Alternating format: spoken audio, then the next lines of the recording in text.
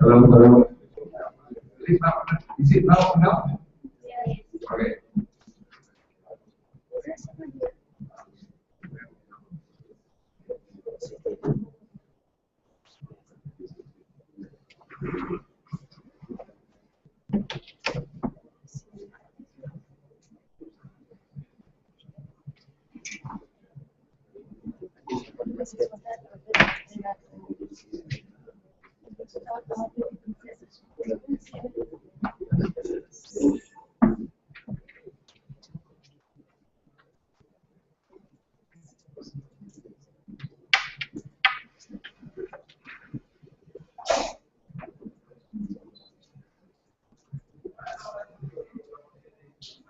So define the relation book.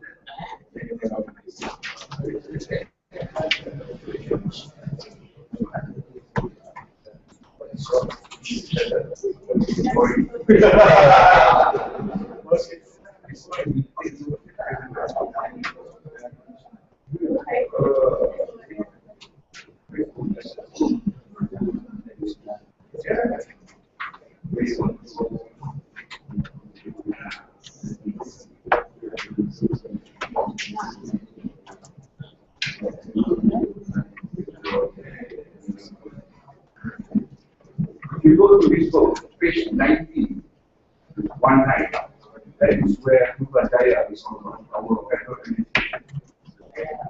Our hotel is about the year 2019.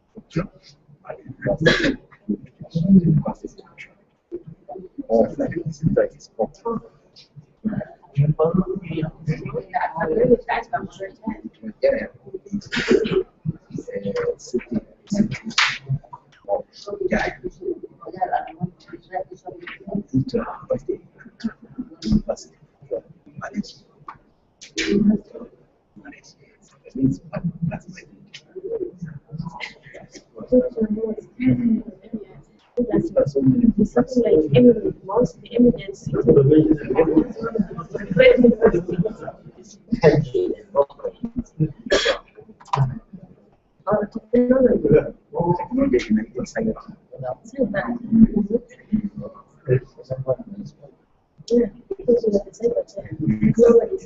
Yes.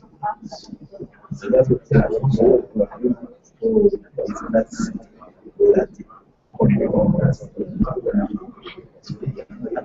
after he is all the way from there.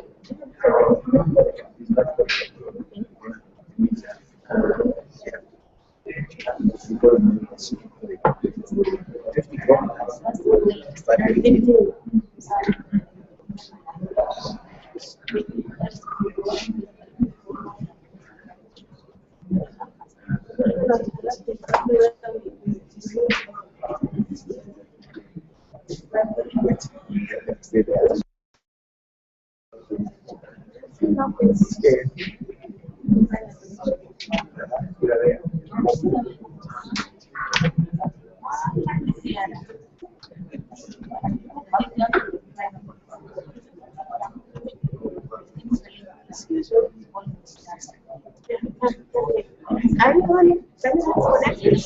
What?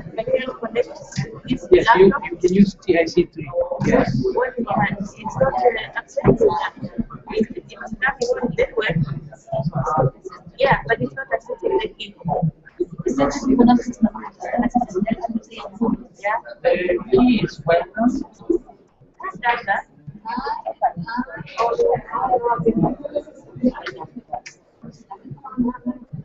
Always Troubleshooting.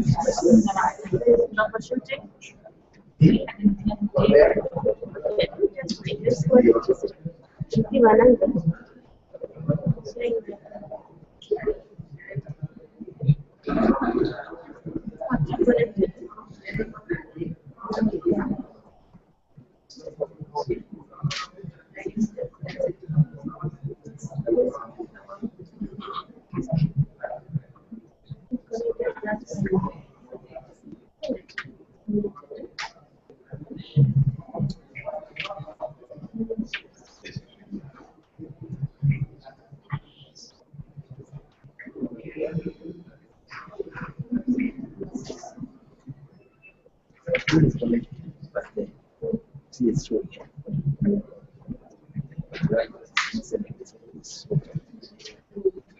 So many points. Yes.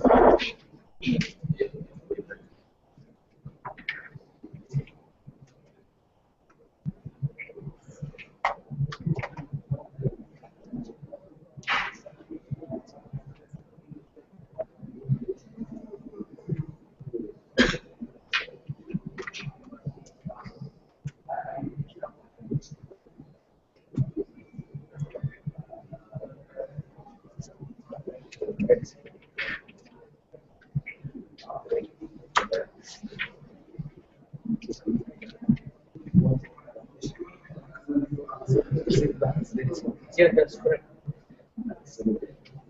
Yes. Yeah, because everyone is connected. I think that's what it is. Everyone is struggling.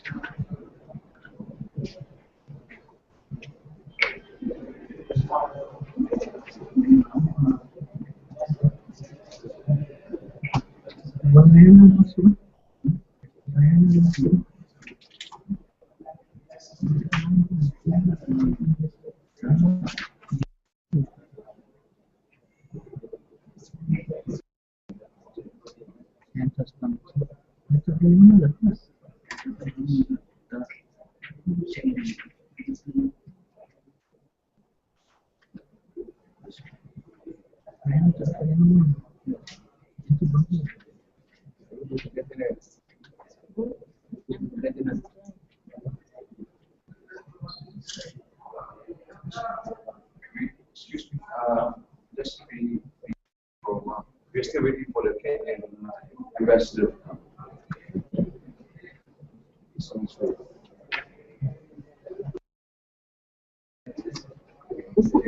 Tanzania, Sudan is here.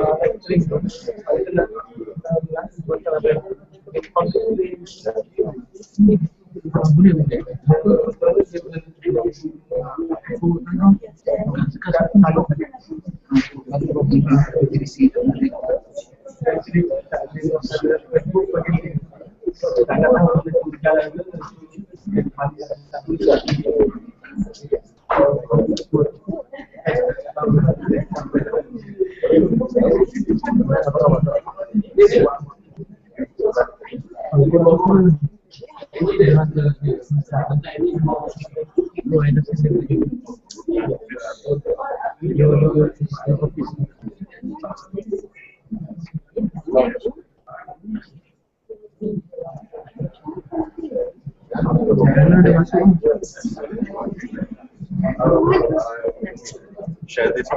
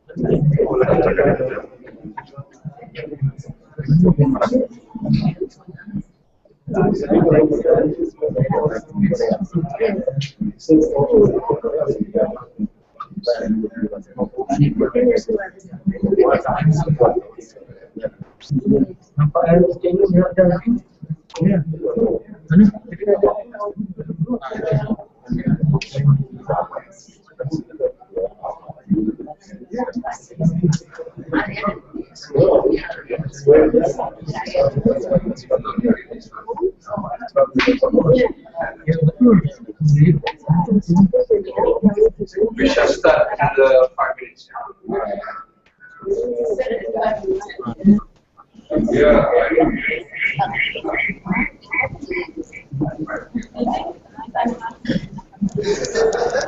The rebel lost.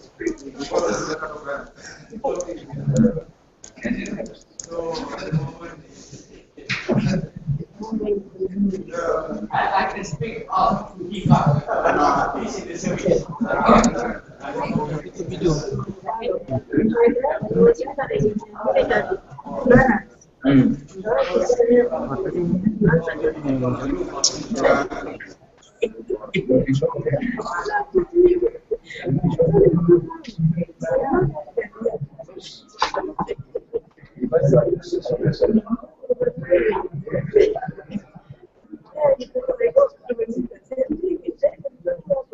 no money.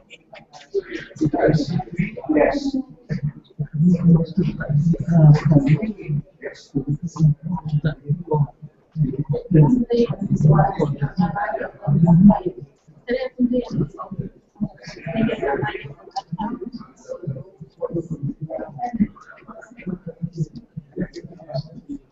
Welcome.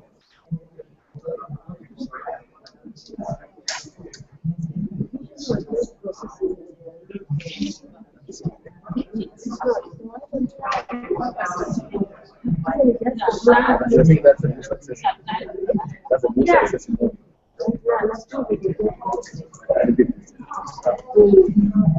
those guys who are busy there disconnect us. So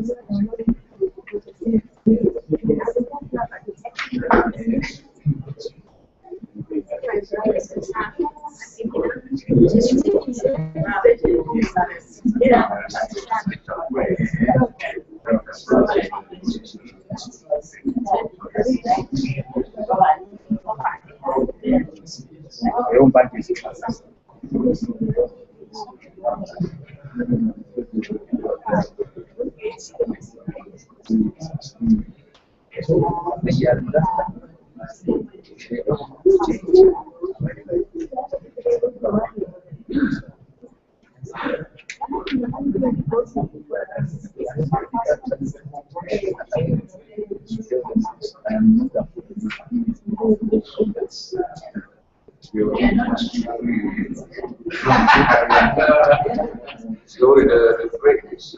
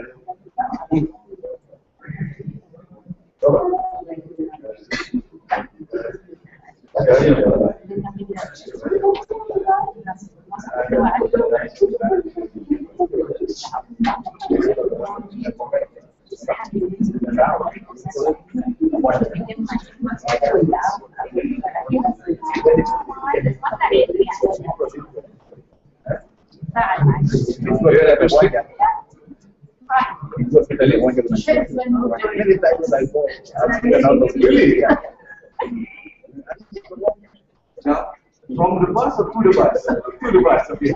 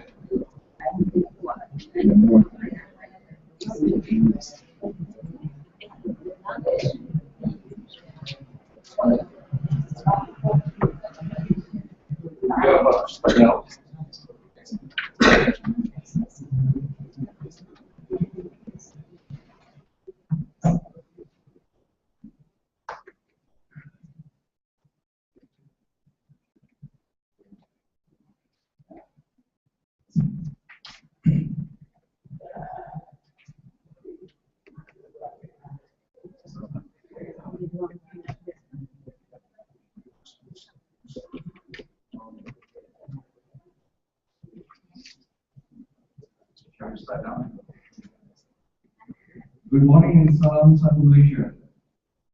Before we start, I would like to call Mr. Mustafa for Doha recital.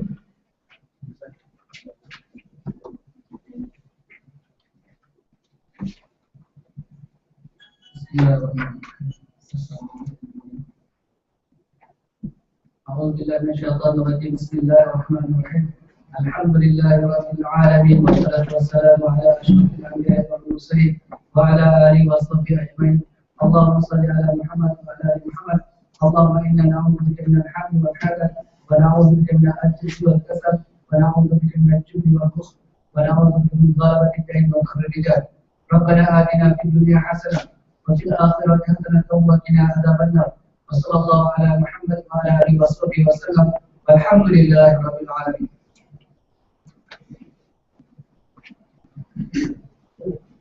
His Excellency, Summary of Mayor, High Commissioner of Kenya to Malaysia, Mr.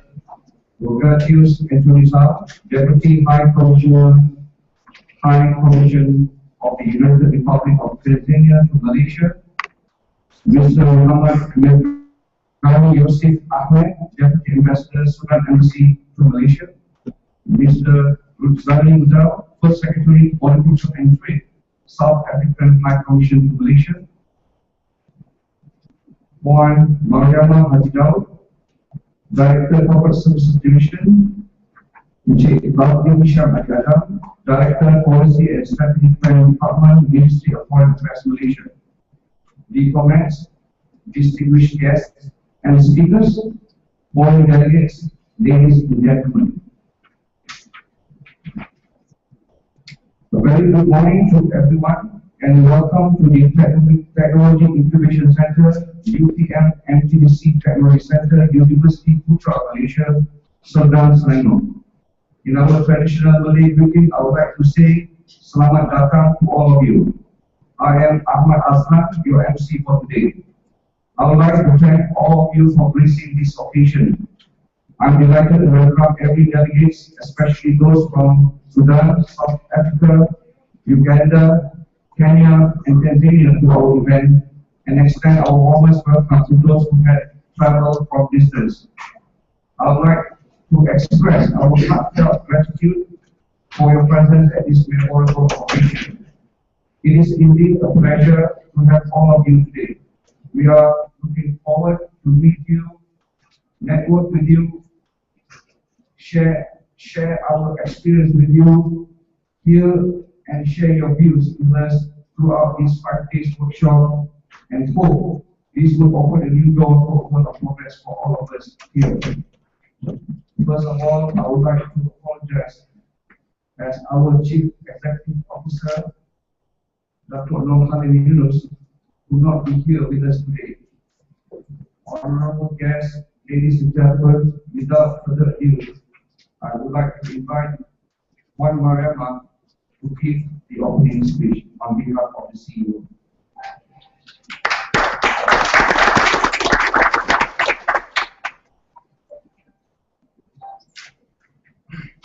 Assalamualaikum warahmatullahi wabarakatuh. Good morning. I would like to convey regards from our CEO for not being able to be with you all here. I'm sure that inshallah he will be with you during the closing ceremony, if not during one of the sessions throughout this 5-day workshop. In that regard, please allow me to read this speech. His Excellency Samurai Kuala High Commissioner of the Malaysia, Jabari Shah Haji Adam, Director Policy and Strategic Planning Department, Ministry of Foreign Affairs of Malaysia, Mr. Rogesh Anthony Shah, Deputy High Commissioner, High Commission of the United Republic of Tanzania to Malaysia, Mr. Muhammad Mirgani Yusuf Ahmad, Deputy Ambassador, Sudan Embassy, Mr. Ruzani Mudau, First Secretary, Political and Trade, South African High Commission to Malaysia. Distinguished guests and speakers, foreign delegates, ladies and gentlemen. Bismillahirrahmanirrahim. Assalamualaikum warahmatullahi wabarakatuh, and a very good morning to all of you. First and foremost, I will most welcome to all the participants from Africa, namely Sudan, South Africa, Kenya, Tanzania, and Uganda, to MTCP-MTDC Technology Commercialisation Workshop for practitioners from African countries. The workshop is organized by Malaysian Technology Development Corporation, or known as MTDC, under the Malaysian Technical Cooperation Program, or better known as MTCP, for the first time between Malaysia and the African countries, namely Sudan, South Africa, Kenya, Tanzania, and Uganda. It is continuous effort carried out by our Malaysian government to have closer relationship among the African nations with the objective to work cooperation in sharing of knowledge, innovation, and experiences in the field of technology development, technology transfer, and commercialization. The workshop also promotes new business opportunities through bilateral market access for companies within MTDC ecosystem and networking with potential of collaboration with African nations. I hope that all of you will benefit from the experiences of in-depth knowledge from the workshop. Experienced speakers from the research and development fraternity, government policymakers, as well as the industry will conduct it. We can assure you that the workshop will not only help to achieve the objectives of both MTCP and MTDC, but also will expand our business network and emphasize our strong interest in doing business with the accreditation. According to the reports by the Malaysian External Trade Promotion Agency or MATRADE, Malaysian trade with the African countries has increased by 4.9% to 17.54 billion. Most of our exports to Africa are palm oil, refined petroleum products, chemicals and chemicals products, processed food and machinery, appliances and parts. It is also a testimony of the close and strong relationship between Malaysia and the African countries, which have enjoyed a long history of warm and cordial relations, especially in politics, security, social, and economy, trade, and investment. The African continent is rich in resources and provides a range of opportunities for enhanced bilateral cooperation. Part and parcel of Malaysia's commitment to stop cooperation has been to assist in the development of human resources and business relations in the African countries. It is of strategic importance that Malaysia forge well develop relations with and link with African nations. Malaysia needs to position itself well to gain advantage from the developing markets in Africa. Therefore, Malaysia should play a bigger role in the African continent in order to identify potentials and opportunities that could promote better political and economic cooperation with countries in that continent. With 54 nations in the African continent, it would be an advantage to expand our bilateral political and economic relations with most of it, if not with all of them. MTCP was established over 21 years and has come a long way through the integrated services, successfully managing funds, technology centers, and nurturing technology companies. As part of our effort to develop Malaysian technology-based companies to promote global brands, MTCP continues its constant search for more networks through sharing of experiences in the area of technology transfer and commercialization, and build strong cooperation in bilateral relations between Malaysia and African countries. Ladies and gentlemen, I do not wish to take up much of your time, as I am sure that you are all looking forward to meet our speakers from this 5-day training workshop. We also look forward to your participation in this technology workshop and hope that all participants can also gain as much knowledge from our expert speakers. I wish you all the best in your future activities. Last but not least, I would like to take this opportunity to report our appreciation to Encik Bandi Hisham Haji Adam and the Malaysian Technical Cooperation Program, Ministry of Foreign Affairs of Malaysia in making the workshops possible. Wabillahi taufiq wal hidayah. Assalamualaikum warahmatullahi wabarakatuh.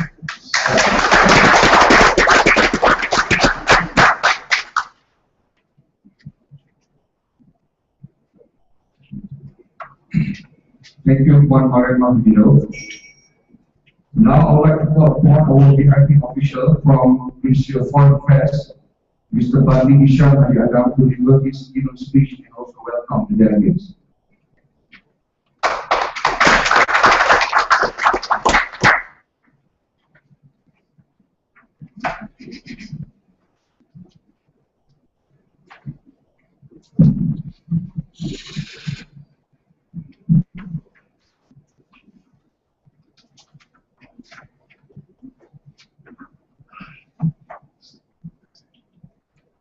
Bismillahirrahmanirrahim. Assalamualaikum warahmatullahi wabarakatuh. Very good morning. Salam, one Malaysia from me. His Excellency, Mr. Sawal of India, High Commissioner of Kenya to Malaysia, Puan Mariam Haji Daud, Chief Executive Officer, Representative of Chief Executive Officer, Malaysian Technology Development Corporation MTDC, Dr. Shahira binti Hamidun, Head of Entrepreneurship Unit, Ministry of Education of Malaysia, Mr. Rogatius Anthony Shaw, Deputy High Commissioner, High Commissioner of the United Republic of Tanzania. Dr. Muhammad Mirdani Yusuf Ahmad, Deputy Head of Mission, Sudan Embassy of Malaysia, in Malaysia. Mr. Rudzani Muda, First Secretary, Political and Trade, South African High Commission to Malaysia. Distinguished guests, speakers, ladies and gentlemen. First and foremost, on behalf of the Director General, Department of Policy and Strategic Planning, Ministry of Foreign Affairs of Malaysia, I would like to thank the Malaysian Technology Development Corporation, or better known as MTDC, for the invitation to the opening ceremony of the MTCP program organized by MTDC with the title MTDC Technology Commercialization Workshop for Practitioners from African Countries. I would also like to welcome all delegates from African countries, namely from Kenya, Sudan, Tanzania, Uganda, and South Africa to Malaysia to attend this workshop. I was made to understand that the workshop has gathered practitioners, representatives of government officials, researchers from universities and research institutes, economists, technology developers, and financial investment institutions who are players in the ecosystem of technology development and commercialization. So this event is another testimony of MTC's commitment to support the governments of Malaysia's effort in spearheading the technology businesses in Malaysia as the country forges its way towards becoming a developed nation. Ladies and gentlemen, the MTCP-MTDC Technology Commercialization Workshop for practitioners from African countries is scheduled for 5 days, from today, 23rd until 27 June 2014. Topics covered by the workshop include several significant components of the technology commercialization value chain, such as policies and framework related to the commercialization process, market validation, legal and intellectual property, commercialization, funding, business modeling, universities, collaboration, incubation, among others. The workshop will also cover topics on promotional aspects of technology commercialization, research in universities to support technology development and commercialization, entrepreneurship and SME development, government support for technology development, as well as facilities development in supporting new technology and commercialization activities in Malaysia. There will be 3 days of sharing of experience by MTDC experts and invited speakers from government agencies, universities, and private entities responsible for the technology commercialization process, IP commercialization, entrepreneurship development, market validation, business model, and funding for technology commercialization. 1 day working visit to Spring MTDC and UKM MTDC technology centers, a half-day sharing of experience by MTDC participating companies on their successful commercialized local international technologies, roundtable discussion among participants, visit to Wisma Putra, Ministry of Foreign Affairs of Malaysia, as well as a working tour to Putrajaya and Sriwijaya. Ladies and gentlemen, MTDC role in developing and nurturing this supply chain for technology companies has long been recognized, not only at the domestic level but also at the international front. Countries like Egypt, Sri Lanka, Indonesia, and the United States have collaborated with MTDC or opened their markets to Malaysian technology companies under the MTDC scheme. Being as much as part of the world economic system, Malaysia needs to constantly evaluate its economic policies and direction to remain on a strong economic footing. The year 2011 marked the beginning of the 10th Malaysian Plan that sets up policy instruments to support an innovation-led growth along 4 key dimensions, namely shaping a supportive ecosystem for innovation, creating innovation opportunities, putting in place innovation enablers, and funding innovation. The innovation ecosystem independent partner network needed to generate, develop, and deliver a technology-based or business model innovation can be the ultimate defining factor in determining successful innovation.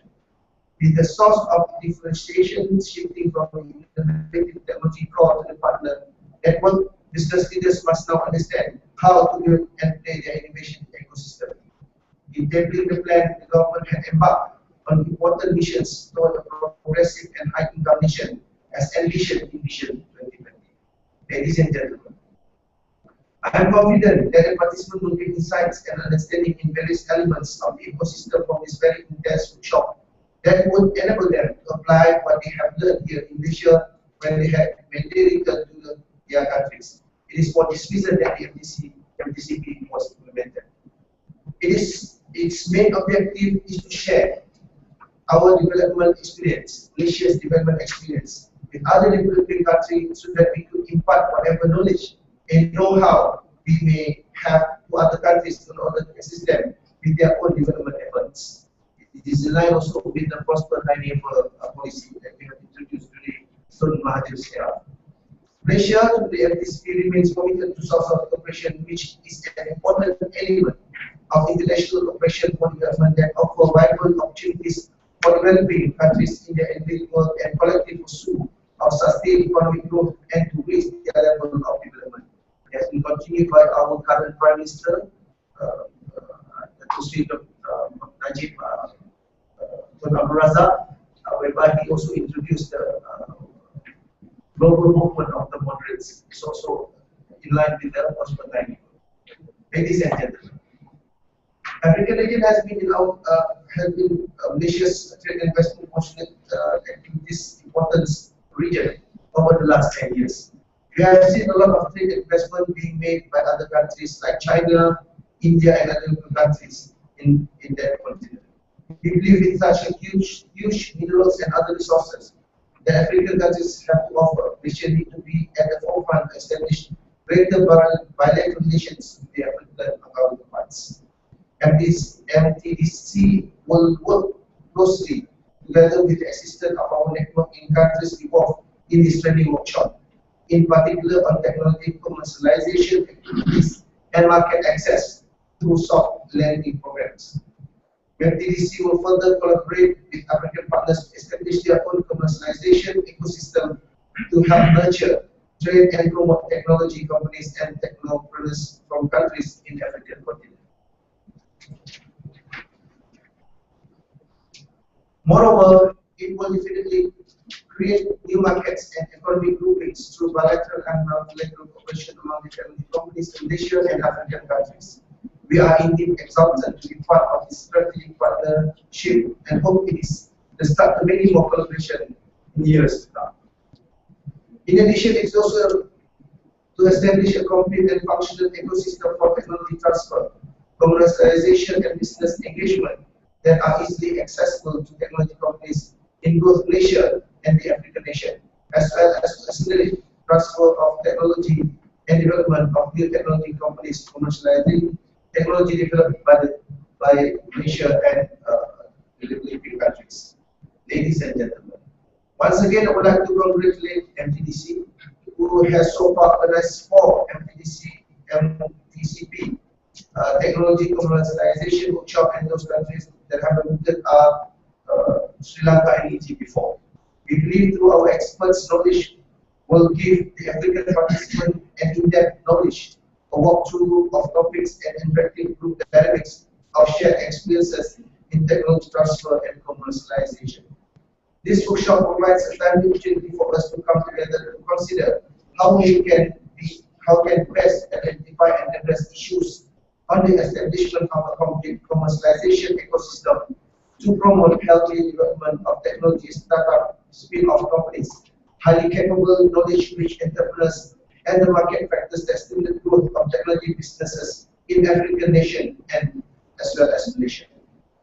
The workshops such as this provides an excellent platform to initiate potential collaborations like the recent technology transfer and commercialization collaboration between Malaysia and the African nation. The collaboration is set to deliver various benefits to both Malaysia and African countries, including enhancing the capacity of relevant agencies to implement and manage technology development and commercialization programs. The collaboration will also establish a complete and functional ecosystem for technology transfer, commercialization and business engagement, as well as accelerate transfer of technology development of the technology companies and technology commercialization. The MTCP-MTDC training program has given MTDC an opportunity to share its knowledge and experience with citizens from other countries who are involved in the formulation and decision-making process of national policies in their respective countries. Ladies and gentlemen, I will stop to further my speech because I follow the KISS concept, keep it short and simple. And before I conclude, I wish that the workshop organized by MTDC will bring together various technology-based entrepreneurs, practitioners, and representatives from government, financial institutions, and institutions to further help boost opportunity towards strengthening technology businesses for both Malaysia and African countries. To all our international delegates and participants, I hope you will experience a beneficial workshop and wonderful experience in Malaysia. With that, I officially declare the workshop open. Thank you.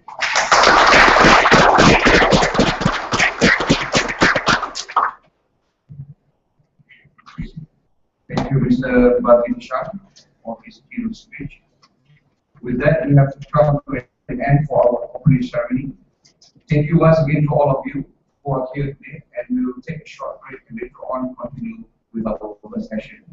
Assalamualaikum, and thank you all.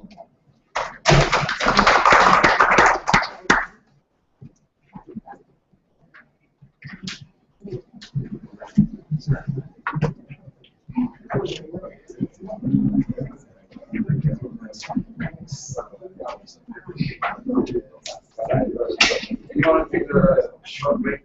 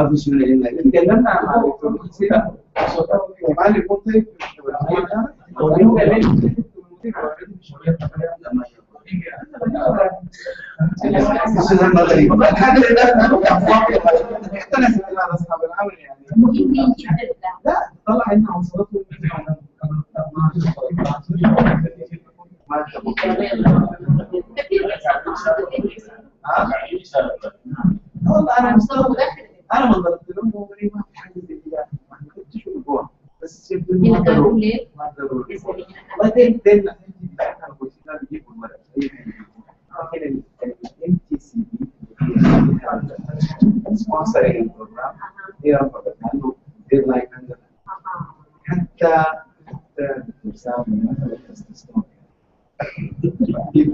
deadline فقام يجيب له ورقه وما يجيب له ثلاثه يعني هو مقسم عادي ويتم لكن قالوا المره الجايه يعني وده طبعا مساله على ليفل اهم وده لكن عشان يجوا منهم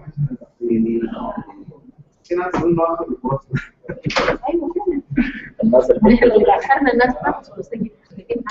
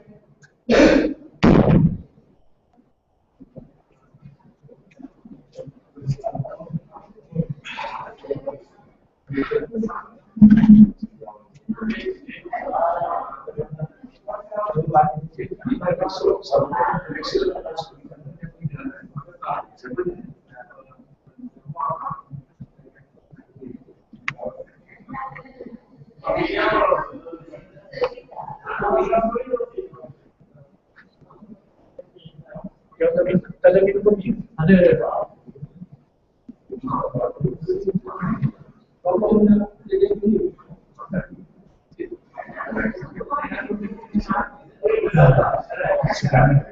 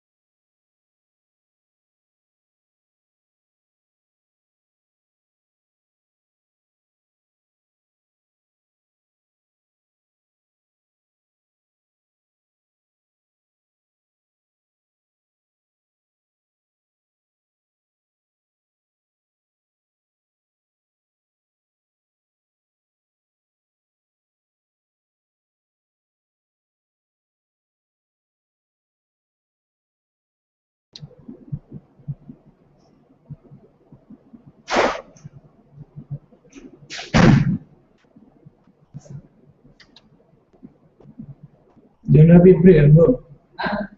Dah habis break dulu.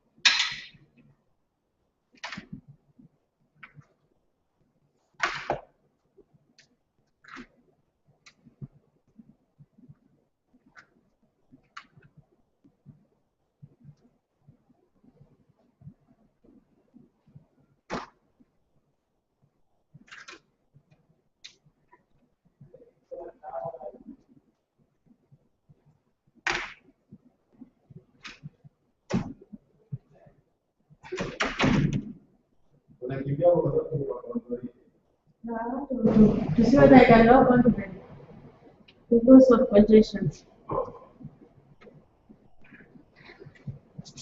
Internet.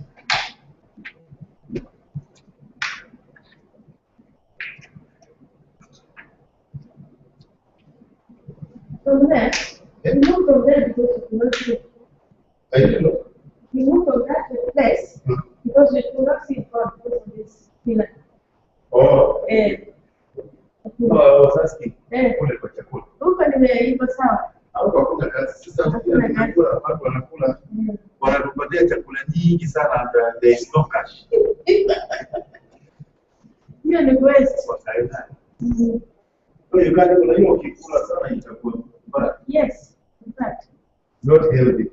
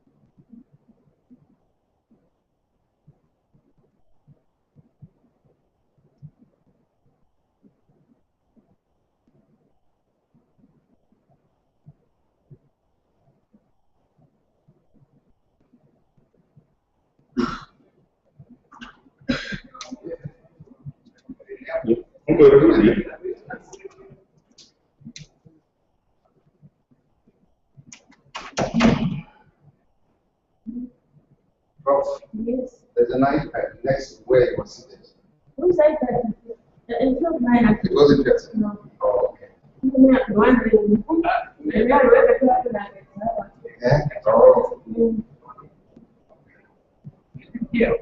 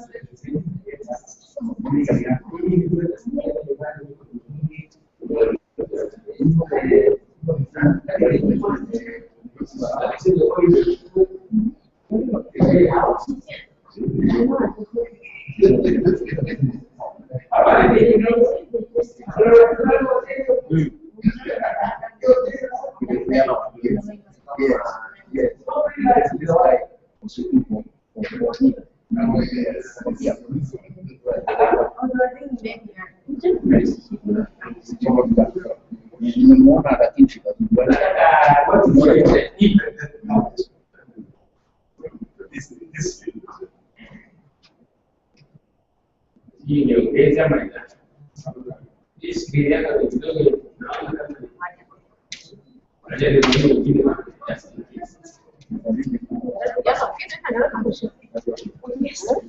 Excuse me.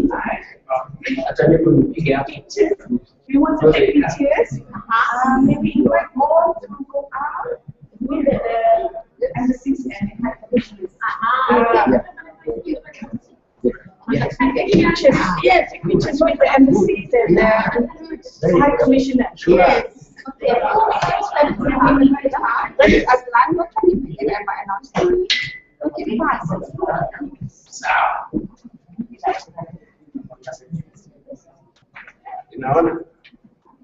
Can we take pictures outside? When we take pictures,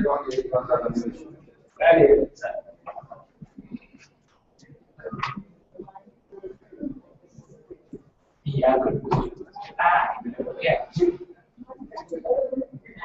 Jangan pakai. Yani kwa sababu sisi unaiona vizuri. Imetoka hivi.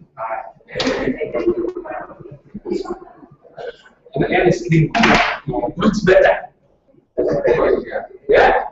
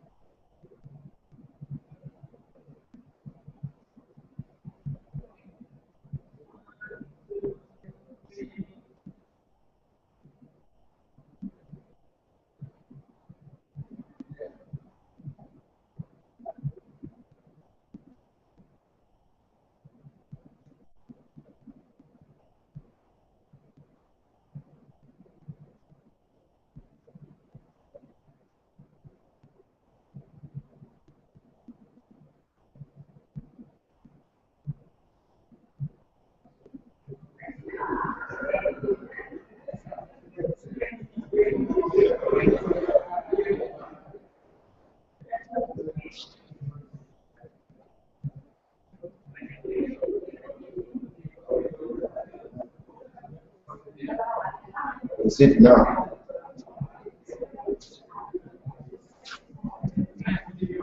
Is the camera there? Where? Yeah, the first thing I saw in it. I see. The first thing I saw on the screen. The screen. Okay. You're there. Okay.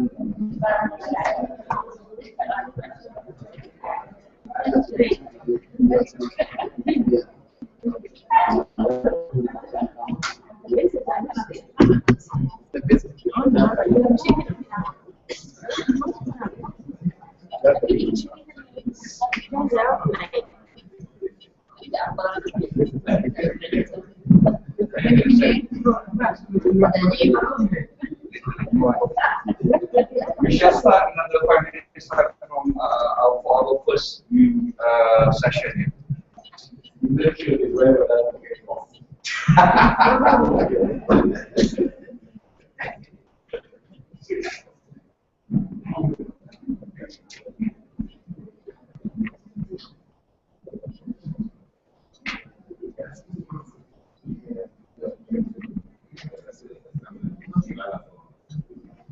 All of you are here. Yes. Puan ada clicker dekat situ.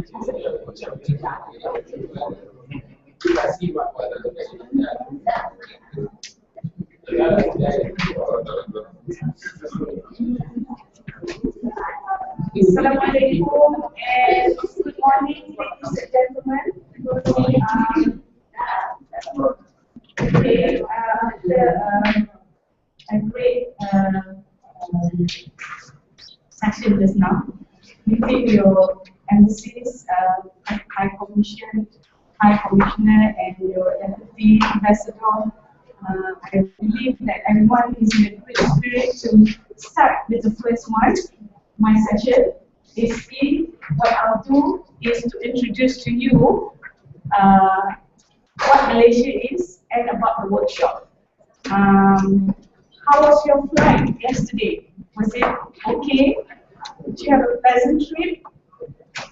Yes. Okay, I hope you do. I hope you do. Although we have one casualty. Okay. All right. So we'll start with about Malaysia. I have to introduce you Malaysia because you are here now in Kuala Lumpur, and I really welcome you to Kuala Lumpur, to MTDC. This is our incubation center, which was the first one that started off. We have about 5 incubation centers, one in the research institute, and the other 4 is in the public university. My friends, my colleagues will actually introduce to you more as the session goes within the 5 days. So Malaysia, very short line, this is where we are. You don't have a pointer? There's a little bit. Yes, press on.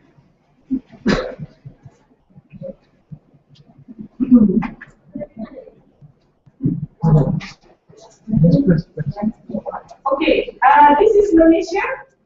If you know, do any one of you know? Have any one of you been to Kuala Lumpur or anywhere parts of Malaysia? Yes, Professor has been with us last year, attending our technology conference. So we welcome him again this time with us.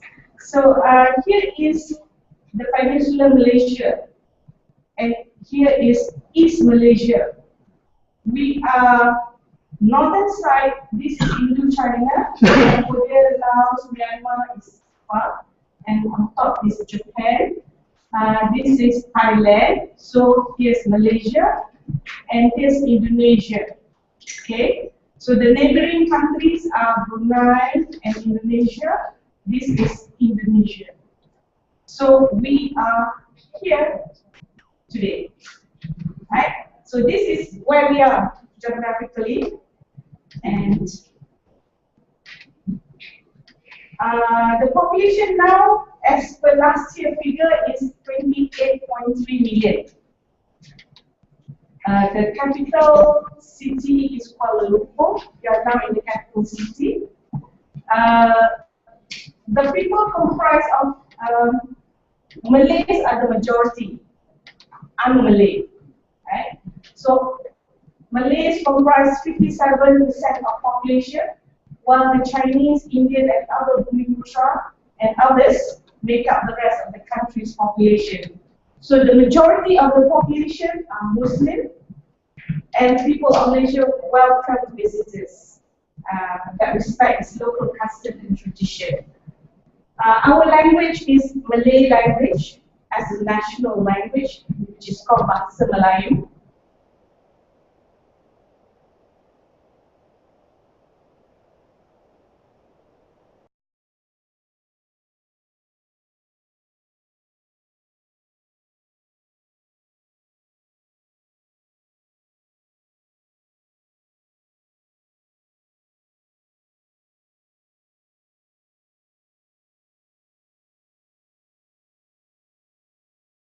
Legislative system adopting democratic parliamentary. But our head of the country is the king, or we call Yang di-Pertuan Agong. Right? A position which changes every 5 years, the king. The head of the government is the prime minister, which is Dato' Sri Muhammad Najib Tun Razak. Weather is tropical weather. It's within 21 centigrade to 32 centigrade. It has never gone higher than 30 centigrade, 32 centigrade, so don't worry. I believe the countries that you come from is basically similar. Except for Mozambique and South Africa, down south we have the fall season, which is quite likely Mediterranean, right? Is the topic? Yes, you're right. Yes. Okay. Right. Our sons. Yes. Okay. So the economic profile, manufacturing constitutes the largest single component of Malaysia's economy. Tourism and primary commodities such as petroleum, palm oil, natural rubber, and timber are major contributors to the economy. So just a little bit about our economy. The currency we use is ringgit Malaysia. You have any problem in changing your currency? Please come and see me. I have several money changers and banks that you can go to. So it's about 3.2 ringgit to 1 USD, 1 US dollar. Okay, about the workshop. I will explain to you the objectives, the conduct of how the workshop will be conducted within the next 5 days, the programs, the individual programs, the speakers, and of course the house rule. Okay, our objective of having MTCP-MTDC technology commercialization workshop, we have a series of modules. So the first is today that we conduct. We have another one which will be conducted in November for the policy makers, a high-level workshop conducted for government officials within the players within the ecosystem of commercialization that we have established in the 4 modules. So actually, this is module 2. Module 1 is the policy maker for your bosses. So we are supposed to conduct it last year, but we bring forward to this year, and it will be in November. We conduct for you first, then you will convince your boss. Okay, so is to enhance the capacity of personnel involved on matters concerning technology, commercialization, and the ecosystem it requires. Okay, so the workshop, it is our hope to foster stronger bilateral relation, collaboration, and partnering opportunities for African countries and Malaysian companies within the ecosystem, the ambit of MTDC. We have over 500 companies that was funded by the government, MTDC as the fund manager that manages the grant for the government. Okay. Okay, the conduct of this workshop for the next 5 days, we do give talks by our speakers. As you can see in the program book, all of you have the program book? Yes. Okay. I will flash it here also, just for your view. We also have discussion, group dynamics discussion, interactive. We share experience, and of course we do visit. If you look at the schedule, visits to Wisma Putra and our incubation centers for this module. And on the last day, we will have a round table meeting. We will sit down and I will provide you with the agenda for the round table meeting. Okay? Right. This is the program, the first day. I believe you all are already here, safe. My apology for the delay because we were actually waiting for the High Commissioner and for the ambassador to arrive here. So that's quite late. So I believe you all are settled in. This is the second day today. We'll have the this is my session, which is supposed to be at 9:30. It's already 11:15. So I'll just go through quickly on this one. 10 o'clock, or rather within the next 15 minutes, our Mr. Nur Amal will talk about business modeling and customer segmentation. And so we have lunch, and Mr. Hazani will speak right after Mr. Nur Amal. Then we have lunch. Of course, we have somebody to talk about entrepreneurship. Mrs. Mahayati is an entrepreneur. She has stayed with MTDC as a grant recipient, as an investing company with us, because we started off as a venture capitalist, government venture capitalist company. Okay, so that will be taught in the second day by Madam Mariama about the history of MTDC, which she will share with you the next day. So these are the program on the second day. We'll start at 9 and followed by the technology commercialization process and leveraging. Dr. Fatima, she's a policymaker in the economic planning unit. She was a policymaker in the premises department, economic planning unit. And of course, Mr. Nur Amal will meet you again to talk about scope of investment and due diligence. And for Marima, like I said, will share with you the 20 years experience of MTDC as a commercialization agency. And then we'll have a visit to our national icon, the Sky Bridge, Petronas Sky Bridge at the Twin Towers. Okay, so that's the end of day 3, and then on day 4, we will visit to Foreign Ministry. There will be someone that we will meet there. Not only Mr. Badri just now will give the official launch speech. We will meet also other MTCP secretariat key personnel there. Okay, and then we'll have a walking tour. I received email from someone here. I can't remember the name, but showing concern that, you know, I want to see your country.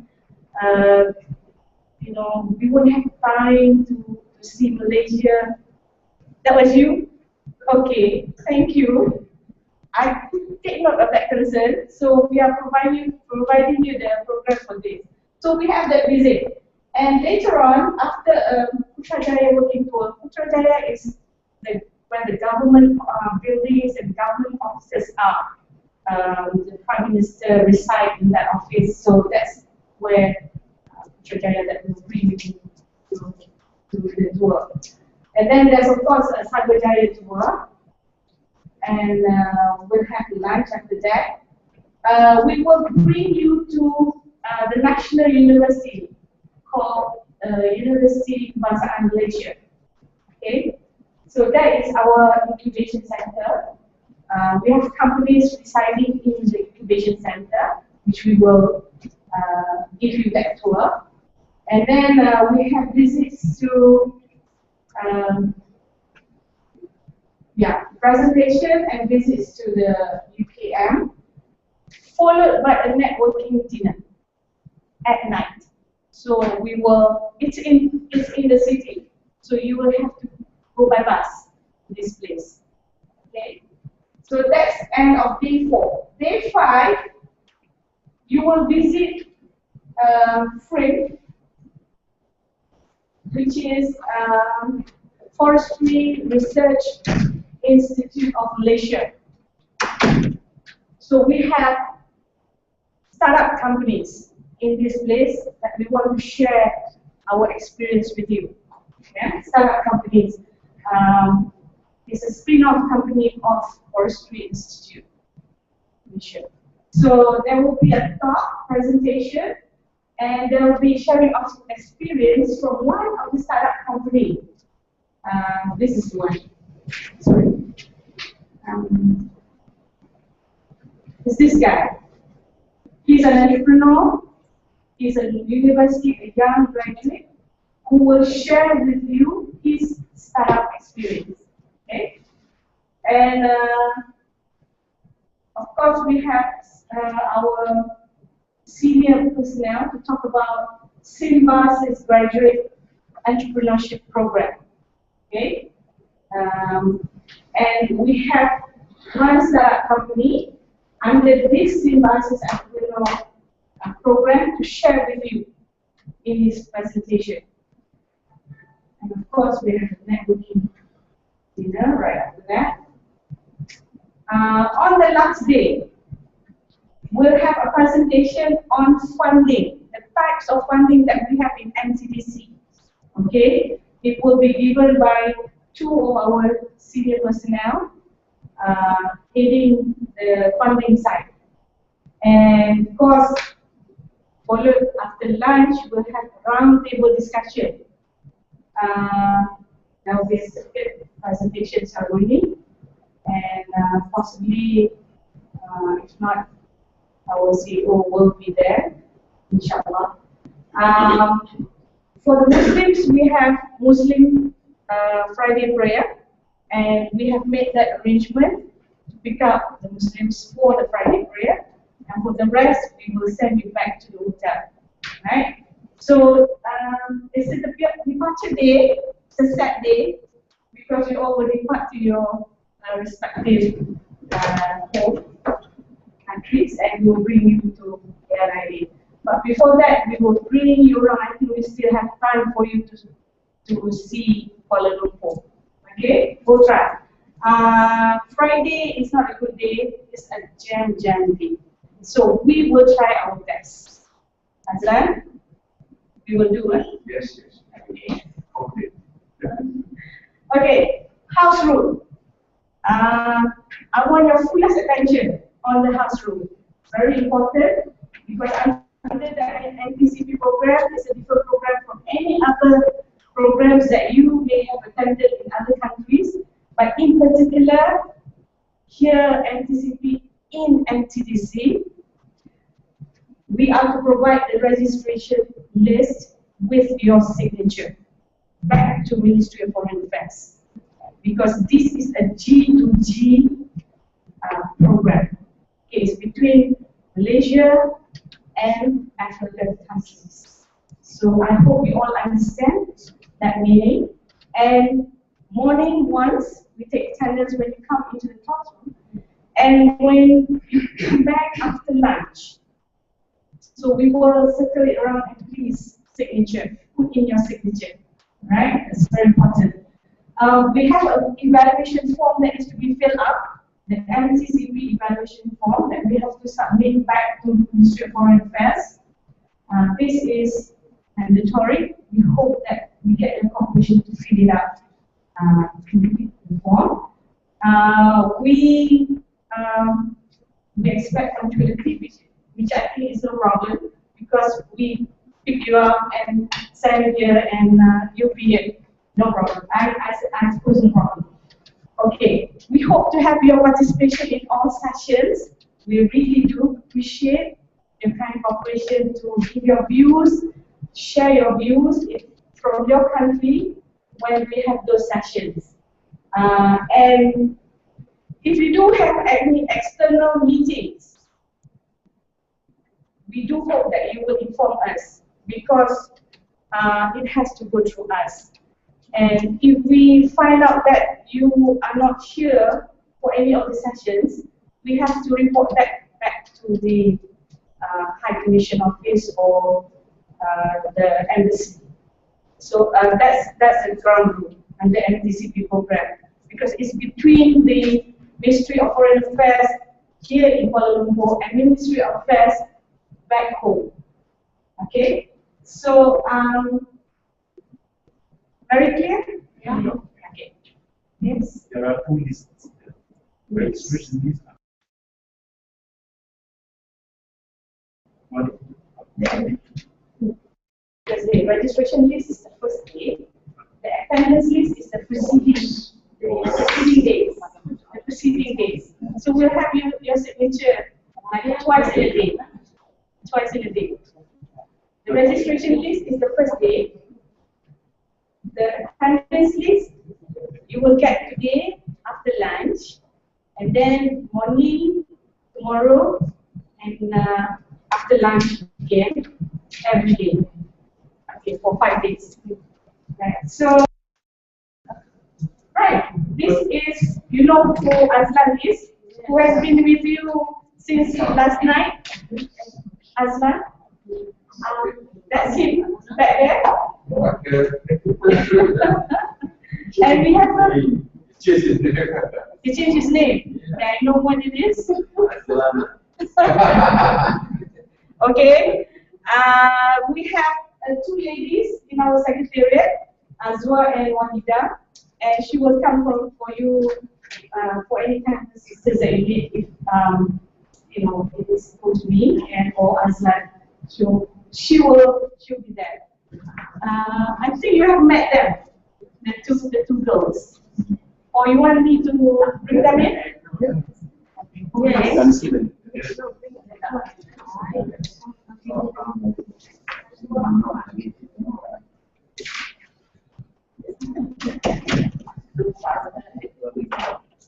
Okay. So Question. yes. In context of the external meeting, What is that? in the context of the external meetings, Yes. there is a meeting first. Mm-hmm. Yes. What kind of question? You know my interest program. Is it possible for you to arrange for a visit? Okay, we will try. We will try. Just give it. As long as it doesn't disturb the program of the 5-day workshop, which is fine. But we have to know your whereabouts. By the way, you are all being insured. It means that you have insurance. And if you are out of where you're supposed to be, the insurance does not cover that. So I hope you understand. Otherwise, then we'll have to liaise with your embassy, your high commission office, and they not we'll try to resolve from there. So as far as So this was a request for you to see if it's possible. if it is possible, we will try, but we will not do during the program where we have the program. And if we see that you are missing, then we will have to accordingly report that to the embassy and the high commission office. So that's very clear. I think it's under MTCP program. We are the organizers for MTCP. It's a Ministry of Foreign Affairs, under Ministry of Foreign Affairs. So, okay, we got that understanding very clear. We are ready to start off. These are the two ladies who will assist you throughout the 5 days, if you need to. The next speaker we have for today is Mr. Nur Amal. Mr. Nur Amal has been one of the senior research in MTC and has been with MTC for more than 16 years. 6 years. I'm not able to get. Okay, all right. So may we invite Mr. Nur Amal to do his presentation.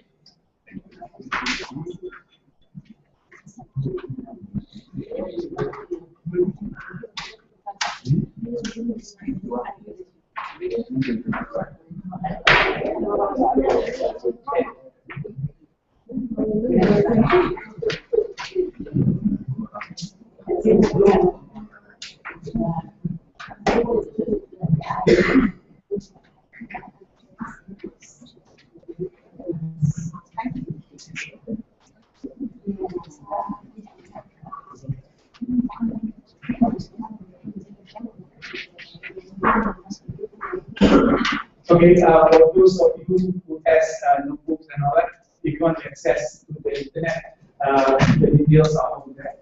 Wi-Fi, MTCP-MTDC, and password is welcome to MTC. Those are the details for internet connection. All right. So body up. May I know whether you will be providing us with this? We will be providing all the slides presentation and on Friday. Yeah. Or we will compiling and actually put it in your thumb drive. I understand that all you got actually got a thumb drive. Yeah. So they say, well, we'll do this. We'll compile it and either give you to the rest of the country or to you can actually collect it from our secretary. Okay. Okay. Yeah. Any other pre-presentation question? So, if not, let me just proceed with the presentation. I understand that most of you are basically who are actually entrepreneurs in this room. Entrepreneurs, there's no entrepreneurs, right? Basically, you manage entrepreneurs. All right, that is a good question. I'll actually go through the meaning of entrepreneurs later on. People that actually manage entrepreneurs or actually manage some sort of funding program for entrepreneurs. Universities, technology transfer offices. All right. So basically, since this is a technology commercialization workshop, one of the things that when you commercialize technology, basically you'll be creating entrepreneurs, right? So one of the first things that we want to see is why would anybody want to become an entrepreneur, right? There are a lot of reasons why people becoming an entrepreneur, and one of the common reasons given is that obviously they saw a great opportunity. They also want to pursue a passion or interest, and it gives them freedom to take charge of their own destiny and ability to set on life. And also some probably felt responsible towards society and want to improve society in some meaningful way, and spending more time with family and want to change the current working environment that they're working in, or wants some sort of a sense of accomplishment and control their destiny. So these are some of the common reasons why people become and by the way, if you have any questions and knowledge during my presentation, feel free to ask anytime. All right, in terms of the clarified points that are given. So these are some of the reasons why people become entrepreneur. And if you see that very few people become an entrepreneur and want to take over the world.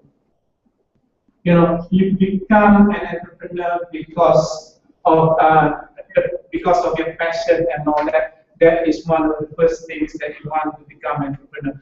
People basically, we always tell our entrepreneurs, don't become an entrepreneur if you want to be Bill Gates. Because even Bill Gates does not start to become Bill Gates. They start because of the common reason of the passion they saw an opportunity to actually do something, right? So we also tell our entrepreneurs is that when you want to become an entrepreneur, don't have taking the world agenda. So, always follow your passion, always follow the opportunity that you see. So again, the other thing that we always tell our entrepreneurs is that being an entrepreneur is very, very easy. That's why we always tell them it is about passion, because you will always probably the first few ventures that you start, you will fail. If you start without passion and all that, you will give up after a few failures, and a lot of entrepreneurs fail in the first year. Just looking at some of the statistics in terms of the success rate of entrepreneurs. If you look at the idea stage, and this is basically numbers from the US, right? If you look at the numbers at the idea stage, only 6 ideas in 1 million actually goes all the way to IPO, right? So 6 in 1 million.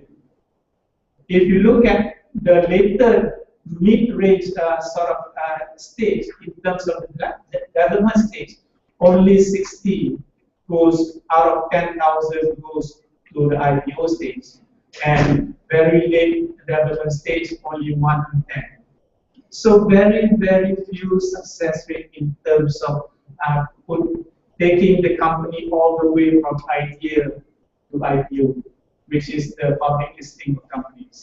So very low success rate. That's why it's always always have this passion in you, clear why you want to become an entrepreneur. Right? Again, this is the numbers are from the US. Even in Malaysia, with our development of entrepreneurship and all that are not as developed as in the US. So even our success rate is even lower than in the US. Right? Any questions over? To the minimum, so that we get along to get angel, seed. I think These are stages of funding. So this is the angel stage of funding, where this is basically where you don't have anything other than an idea. Basically, you look at funding through angels. Angels are basically people that invest at very early stage of development, company development. So later on, once the angel invest, then this is another type of investors which we call as seed funders. Right? The later stage, these are venture capitalists. The venture capitalists will come in, and this will be followed by the mezzanine investors before you actually go to public listing. So these are the types of funders that have in different stages.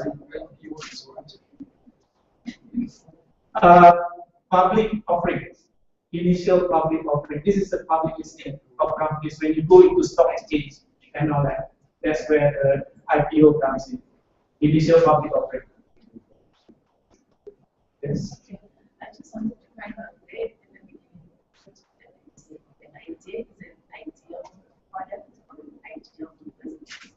Idea of a product, idea of services, idea of a business based on of the business. So what you want to do? Yeah. So the things about R&D, research and development will be Yeah. No, it can come here because this is where, if it involves research and all that, research will come after the idea but before it's done. Yes. Okay. So, but then development will be there, the development of the business itself. Yes. The staff. Yeah. Whereas when you have an idea, you do the research and development, then there will be areas of research, development, application, or yes. So that is the technical realization of the ideas. So the R&D will come actually in between ideas. So there's a very quick change. Yes. Right. Any other questions? Okay. So obviously our success rate is very high, very low. And the other thing that we always tell our startup is that, always think who can put you out of business. Because if success rate very low and all that, always look think of who can actually put you out of business, and always answer this, because it is you who can actually put you out of business. Because if you are not passionate enough and all that, you will give up. Right? It's not your competitors and all that, because at the very early stage of the company's development, competitors don't even know that you exist. Right? The only people that can put you out of business is yourself, because you might run out of money to actually do the business, to start up the business, or you might not have a very high passion in you that you, when you see problems and all that, you give up. So the thing that can actually put you out of business is you. So these are the things that we always tell our companies as well.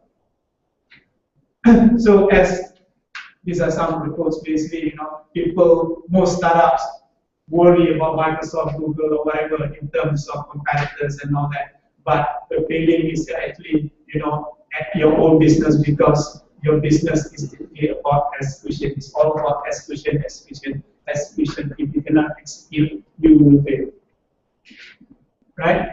And why a startup fail? Because basically the top 10 reason startup ran out of cash. Right? That's one major problem with startup, always running out of cash. Right? The other thing is that the founders don't have complete faith in each other. They bicker among founders, and eventually, they spend more time bickering among themselves rather than focusing on the business. The other thing is that they might have a weak team that does not understand where the company is going. They do not understand the vision of the company, and they do not know how to execute. So a weak team is another reason why companies fail, and they want to do too much. Rather than focusing on one customer segment, they want to be, to service everybody. Rather than focus, they want to do a lot of things that basically spread out their cash reserve, and then in terms of resources, they don't have enough resources to do too many things. The other is that they go after a market that is so small that it cannot sustain the business, right? And they do also, a lot of mistakes that companies do is that they subsidize their customers, basically selling products under cost. So in terms of they get more customers, but more customers meaning they were spending more in terms of subsidizing their customers. So they get deeper and deeper into problem if they get more and more customers. The other is that they are a multinational at day one. They have an organization chart that looks like a multinational rather than a startup. They hire too many people upfront. They also, obviously, we recognize that luck also plays a role in the success of a startup. And they don't work hard enough. Although very few startups don't work hard enough, but they are not smart enough to actually focus on the key market as well as in terms of charging their customers and all.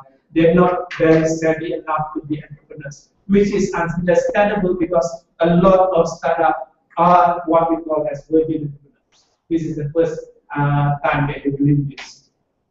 And they don't take enough risks.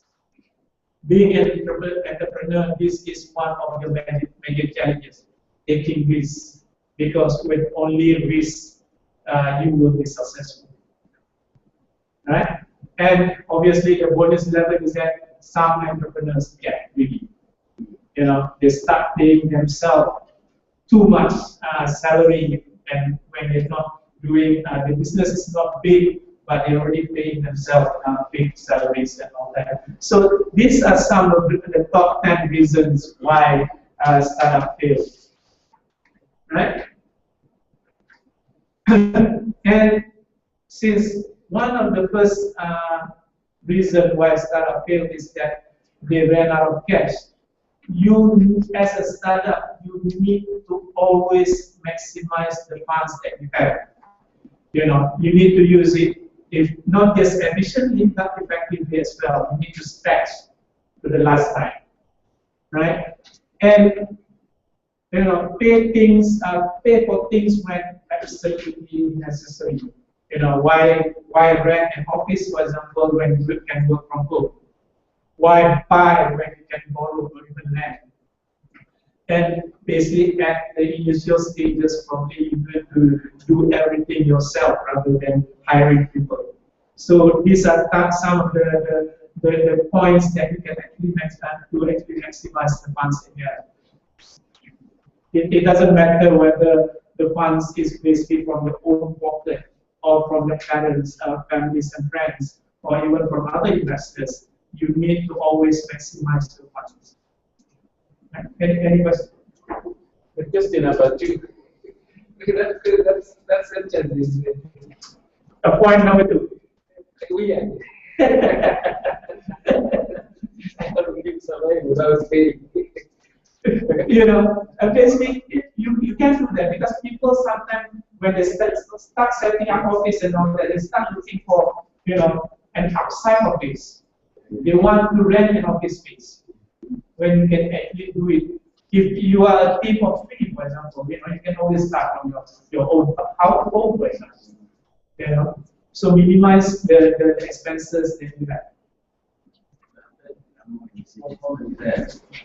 Yeah, go ahead. Sometimes regulations. All right. Like, for example, this 900 words,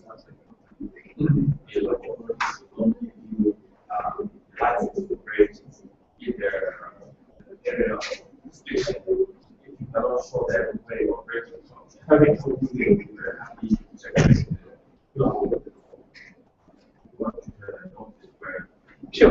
Sure. Even in Malaysia, I'm not familiar with your country, but even in Malaysia, when you incorporate a company, you need an address, right? In Malaysia, there are 2 ways to do this. If you don't have a physical office, you use, because in Malaysia, to incorporate a company, you need to have a license, a company secretary, right? Basically, you register your company address as the company secretary. Or you can actually register the address as your house address. This is where you operate from, right? Your mailing address, right? So these are some of the things. But obviously, if there are regulations that says that you need to incorporate the company with an address that is located within a commercial area and all that, then you need to comply with that, right? You need to have either a physical or virtual address located at that location. Right? Okay. Any other questions? So this is the introduction. Now we will go into the question from Prof. What is an entrepreneur? Right? So if you look at all this entrepreneurship, entrepreneur process, what does all this mean actually? Going straight into is what I call as the journey, right? Basically, entrepreneurship is at the awareness level. This is where the recognition of an opportunity to create value and the process of acting on this opportunity is the entrepreneurship stage, right? Once you have that awareness, you need to take that awareness and convert it into action. Somebody needs to actually take the awareness and put it into action, and the person in charge of putting that into action is called an entrepreneur, right? So an entrepreneur actually is someone who takes the risk associated with creating, organizing, and owning a business. So the risk associated with the opportunity to create value as well. And the final stage is the guide of how to do this. Is called the entrepreneur process. This includes idea generation, idea validation, and idea implementation. Those are the 3 key stages in the process. So this is basically the 3-step journey of the process. Any questions on that? Why I raise that? Because you would have the group coming, say, from a university who were engaged in research, okay, and then move this process to level where they are going to commercial sector. Okay. The issue of taking risk, that definition there, organizing and so forth, it applied to that group. Yes, because even when they are funded by state body. Even that, because eventually they need to be sustainable, right? Because even when the state fund that process, for example, it is only at the initial stages. later on, that needs to be sustainable. And for that to be sustainable, you need to look at the risk involved in making that business sustainable. The other thing is that, Rob, that you mentioned, the point that you mentioned is that the awareness probably is created by somebody else, right? Because the research might come from somebody else, but the action is somebody else taking it. You know, because later on in the week, you'll be hearing presentation by our symbiosis group. Our symbiosis group is exactly that. They are taking research from the universities and commercializing it. We train entrepreneurs that actually commercialize research from universities, which is totally different from the people that raise their awareness. Right? Any other questions? All right. If not, you know, again, if we go back to the very early stage of the idea development, we probably each of us have a lot of different ideas that we can say, I think there's an opportunity there. How do you actually see which idea is viable business, into converting those ideas into a viable business opportunity? Basically, there are a few stages that you can actually go through, that whether those ideas fit your skill, your interest, and whether those ideas have actually addressing a problem that you want to solve, and will actually people pay to solve those problems, right? And then finally, whether you can actually scale those ideas, because scaling the ideas, you know, there are 3 or 4 people that might pay for those ideas, and that's how you cannot get more people to actually buy or pay those ideas. So you can need to also look at scaling as well. This is related to questions earlier as well. You know, when the government comes in and fund the company, for example, the company might get 3 or 4 customers. But later on, if the company wants to grow further, they need to scale. And when scaling, you need scaling and all that. You need further funding as well as building further customers to actually buy the product for the company to grow. Right? And you need to also ask, what do I need to actually execute the idea? This is where you come to the next stage of the development. And also a point that I would like to touch in terms of what you need to actually always tell the entrepreneur is that you need to have goals, and your goals, your personal goals, need to be aligned to your business goals. Because again, you know, going back to being an entrepreneur is a risky exercise.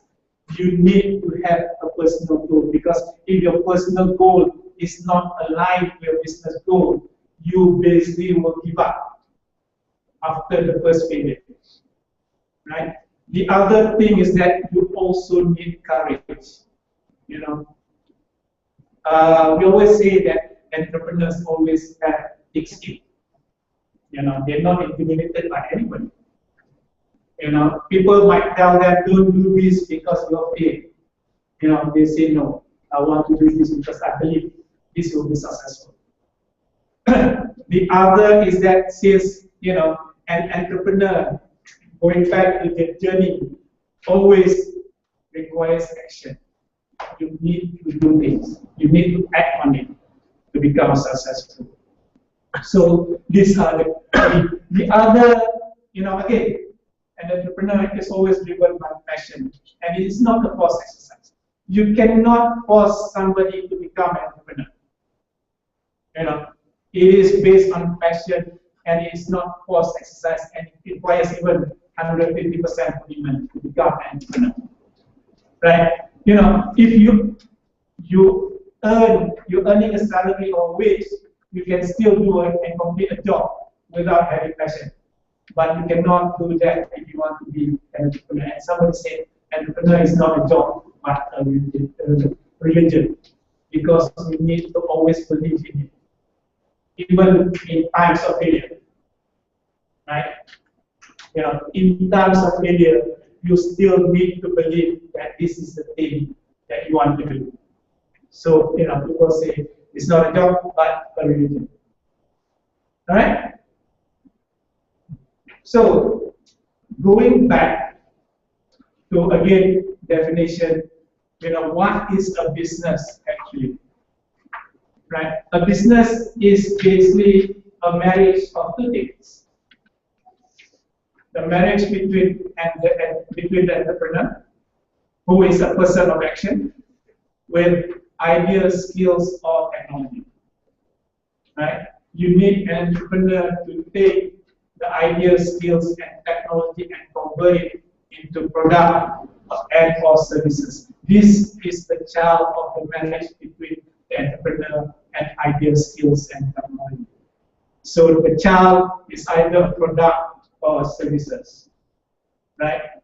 And you also need to understand what is the value proposition of the product and services.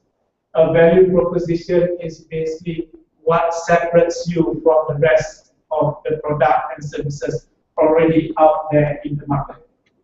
So that is your value proposition. And once you understand the value proposition, only then you go to the market and start offering your product and services. So these are the elements of the business and the pathway of the business. And supporting this pathway, you need two key foundations, which is the funding and the infrastructure. Because all this requires money and all this requires funding. You need to somehow find a source of fund to actually support doing this, either from the government or your family, friends, or fools volunteer, or some other agencies that will actually fund this. And you also need the infrastructure. And in Malaysia, one of the infrastructure supporting this is where you are today, which is the incubation space. This is what we provide in terms of the infrastructure, right?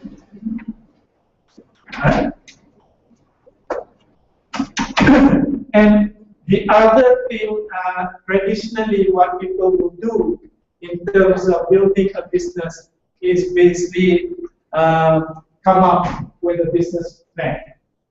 A business plan basically, sets the tone in terms of taking that idea and trying to put together a write-up that people will understand that you have a plan and strategy of taking those ideas forward. Basically, you need to quantify a market segment, demonstrate customer needs, put together defined product needs with sometimes specification and all that. Lay out manufacturing and operation plan, do complete comparative analysis, as well as do some sort of a financial projection. Anybody have experience actually doing business plan, or even seen a business plan before? Right? Or some of you might have, but it requires a lot of work to do a business plan. In some companies, my company, for example, when we start with business plan and all that, the company will huddle up and brainstorm of how best to do this. And then each member of the team, we have actually 5 people in the team previously, will take up different segments, because this is what a mind map of sort of a business looks like, where you have the product and services, what is the company, what is the vision of the company, you have the org chart, the organization chart of the company, you have your marketing and sales strategy, you have your financials, and you have the market.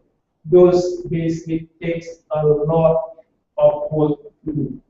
A lot of work.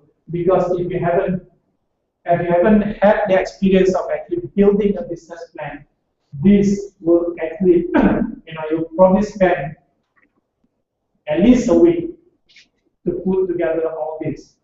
And for virgin entrepreneurs, as I mentioned earlier, this can be a very daunting task.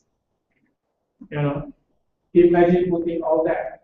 So if you go back to the entrepreneur process, you have your idea generation, idea validation, idea implementation. Basically, a business plan looks at how you want to implement that idea.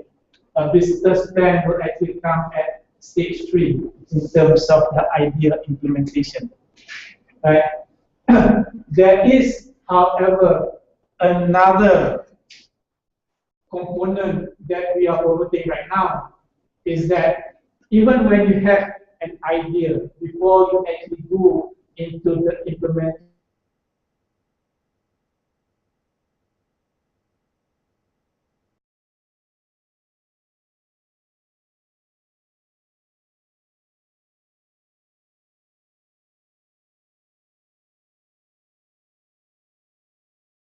actually know which idea to go forward.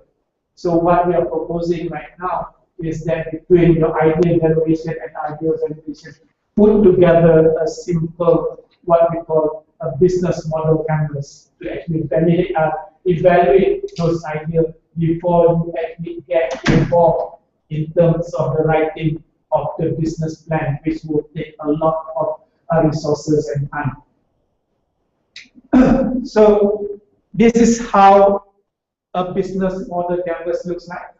It has basically 9 main 9 main boxes basically, right? The key holding the canvas together is the center box, which is the value proposition.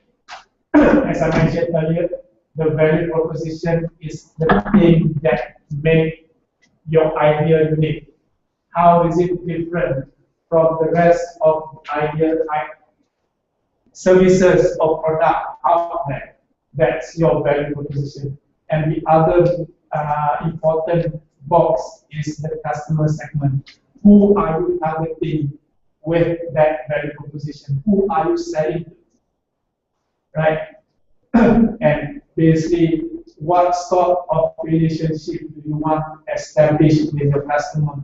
And the channel basically is how do you want to reach that customer?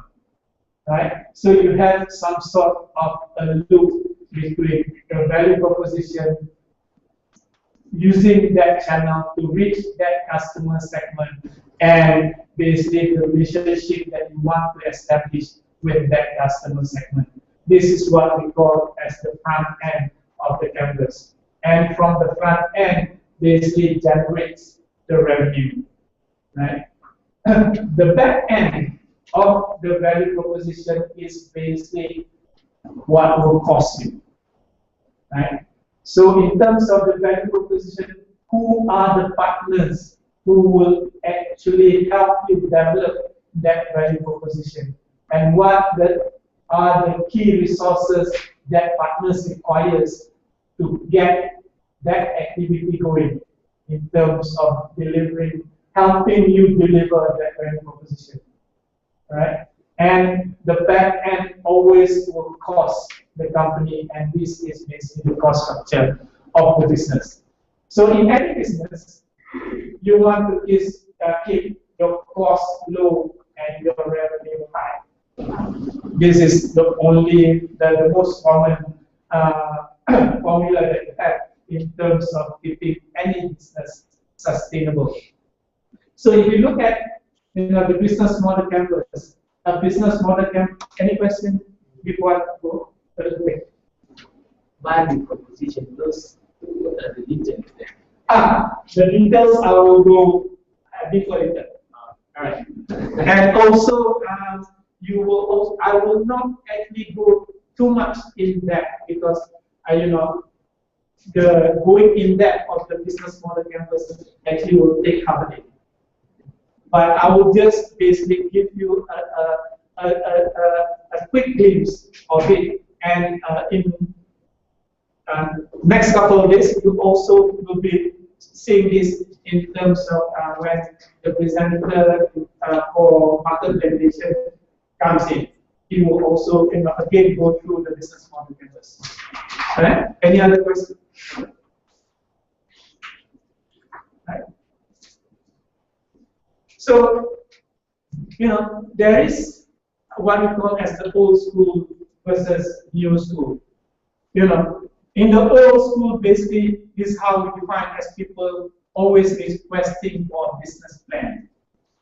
And the new school is people going with things like business model canvas. Right? Because the old school, when you go to school, you attend, you do an MBA, for example, Master in Business Administration. Right? It is basically managing an existing business. Right? You basically go into a driving school. They teach you how to best drive this car. How to best manage a company.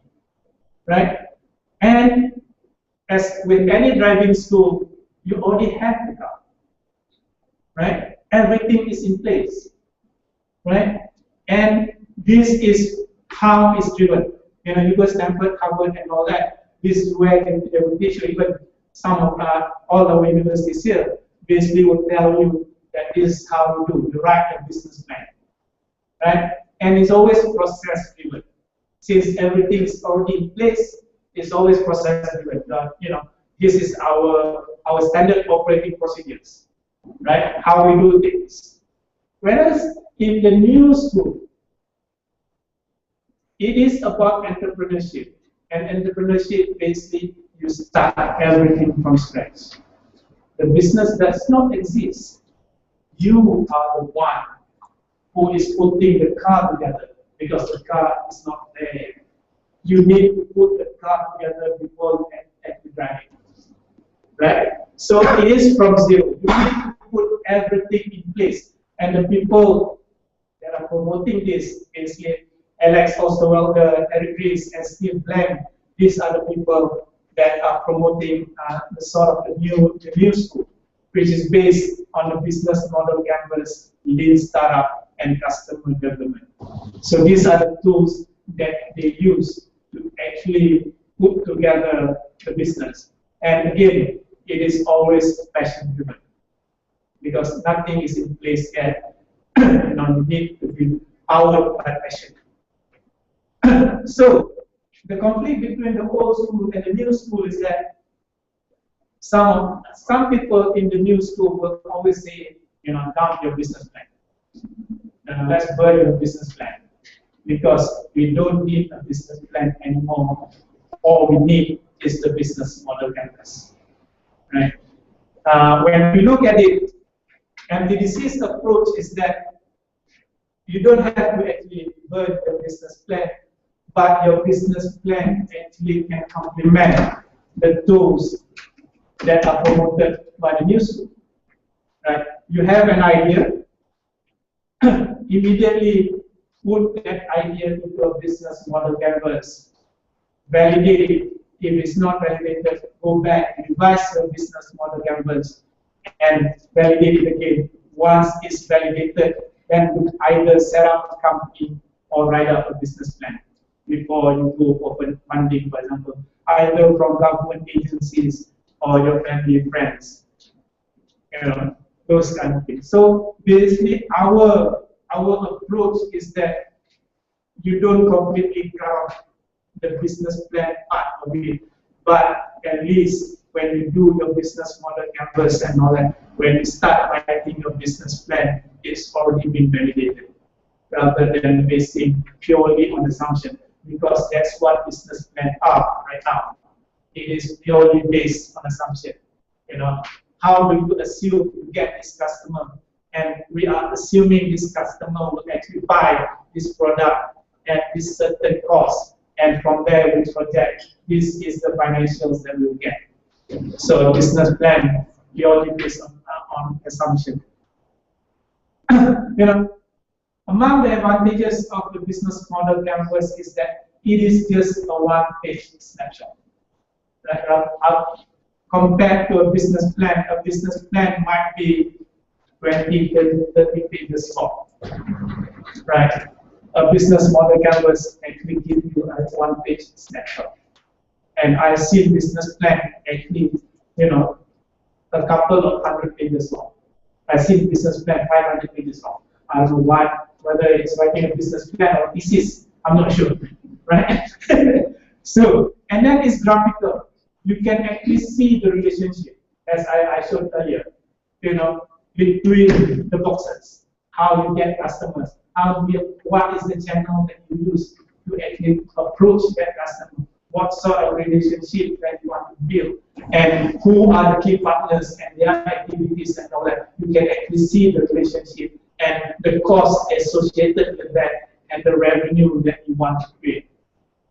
The other thing is that, again, it is easy to validate pivot or change. Because if your idea suddenly you go out and talk to potential customers and all that, they say, no, I'm not buying your product. At least you're changing a one-page thing rather than a 500-page business plan, right? And then you can even make a canvas for different markets, customer segment, and product. If you're targeting a different customer segment, your channel might be different, right? So you do a different canvas for that market segment. And the other thing that is key as well, you can actually start, putting a business model canvas of your competitors and learn how they approach their customers. For example, what is the channel they use to get to that customer? What is the relationship they establish with someone? What is the relationship you establish with that customer segment? You can do this easily since it is a one-page snapshot. You do not want to do a business plan of your competitor. Never, right? But you can actually learn from your competitors if you do a business model canvas. Right? Good. Why do I get the feeling that before you get to the canvas, you have done much of what is done for a business plan? Excuse me? Before you get to the canvas, you have done a lot of so you should not be almost a business plan. Yes, but a business plan by definition is a write-up, right? Because you might have a sort of business plan in your mind, right? But you do not want to put everything in a nice write-up in terms of a business plan format. True? But you can actually put that on a one-page canvas. I don't know what I'm saying. I'm saying the one-page canvas is a summary of a bunch of what? Not really. Right, isn't it? Yeah, it can. But if you take the business plan approach, you'll be putting that already. And then once you commit to putting that to a business plan, if suddenly you're thinking that it's not working well, you need to actually turn all those nice work on paper out. True? Yeah. So, but with the canvas, you be basically, chunking out one page. Right?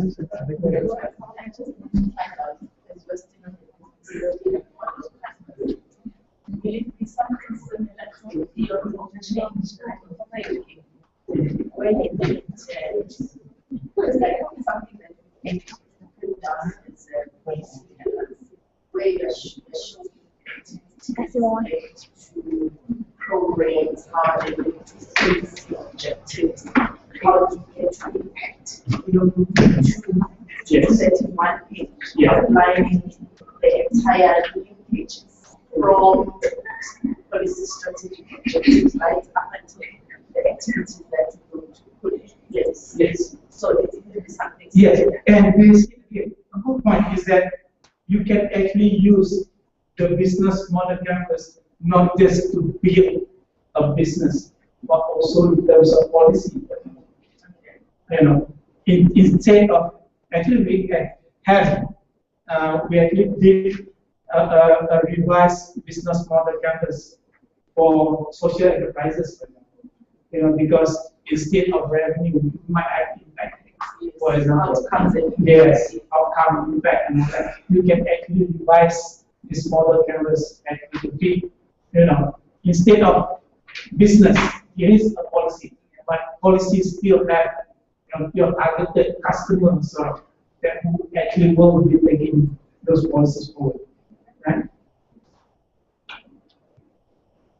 Okay, so a business model canvas is not a business plan, because again, the difference between business plan and a business model canvas is that once you're done with that one pager, basically what you need to do now is to go out and validate the assumption. Because you assume, you validate, then you assume again and validate, assume and validate. Whereas in the business plan, you start with an assumption, from that assumption, you build another assumption. And then following that, you build another assumption, another assumption, until you come up with the final assumption within the final business plan. The problem with the business plan is that if the final assumption fails, or any part of the assumption chain fails, the entire business plan will collapse. Right? Whereas here, if this assumption fails, it will only collapse to the last validation. You don't throw away the entire thing. So now you start assuming another thing and go out and validate. So that is the other part that is different from the business plan. All right. Again, as I mentioned, the front and back stage canvas. If you look at the business model canvas as a theater, this is where all the action is happening. This is where the show happens at the main stage. The show is, whether the show is good or bad depends on your value proposition, right? Oh, again, they're telling me I have just another 5 minutes. Again, sorry. I probably need another 2 days. Okay, so this is where the main stage is, and what will make your show good or bad is depending on your value proposition. And if your value proposition or the show is good, a lot of audience will actually come and see your show, and the audiences will buy tickets and all that, and that will create a revenue stream. How you actually tell people that your show is good is using that channel, right? And what sort of relationship you want to build with your audiences and all that. And the backstage basically is all where your supporting crews and activities and resources required by the supporting team, for example. And this requires some cost, and this is your cost function.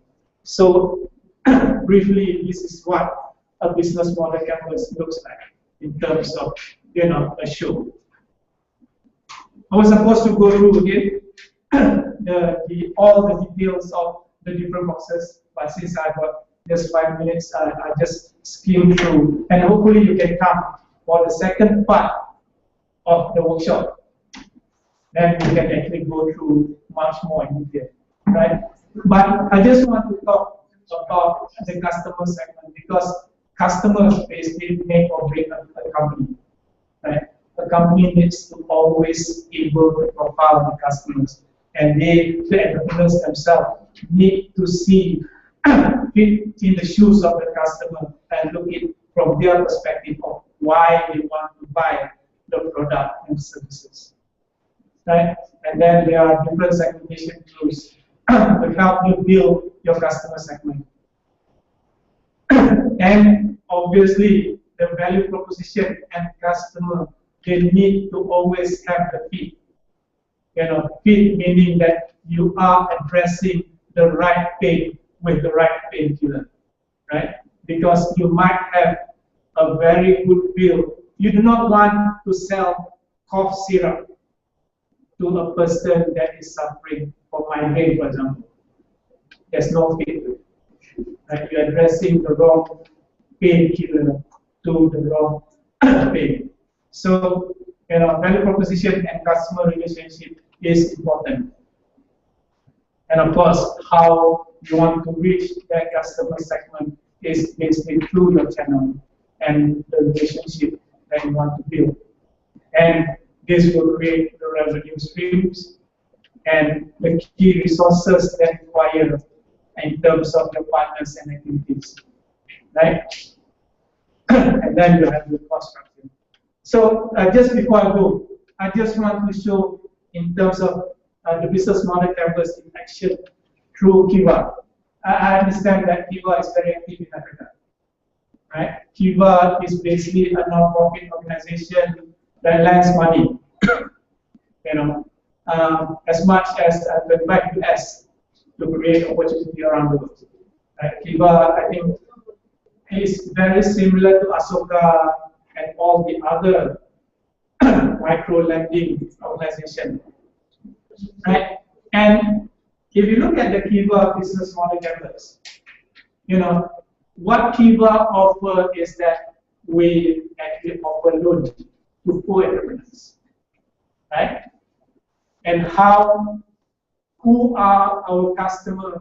Basically wealthy Westerners, right? People with too much money who don't know what to do with it, right? So what Kiva did is that we will tell these wealthy Westerners that we want to lend money to the poor, and the way, the channels that we use is our platform, Kiva.com.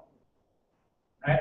These wealthy Westerners can check out our online presence at Kiva.com to see what are we offering to poor entrepreneurs. So they're using that channel to reach those wealthy Westerners. The other cycle that they have, once these wealthy Westerners give money to Kiva.org for Kiva to actually lend to entrepreneurs, they put it as a loan and using local microfinance institutions in the different countries that they are targeting, so that this money will actually go to the poor. So for poor entrepreneurs, they use local microfinance institutions as a channel to reach poor entrepreneurs, right? So there are two different customer segments. One, people that actually give money, and the other customer segment is one that people get money, right? The other thing is that these wealthy Westerners can also offer donation to Kiva. These are direct donations that Kiva can use to convert to loan to give poor entrepreneurs as well. Not as a direct loan, but as donation to Kiva. So they take that as a revenue stream.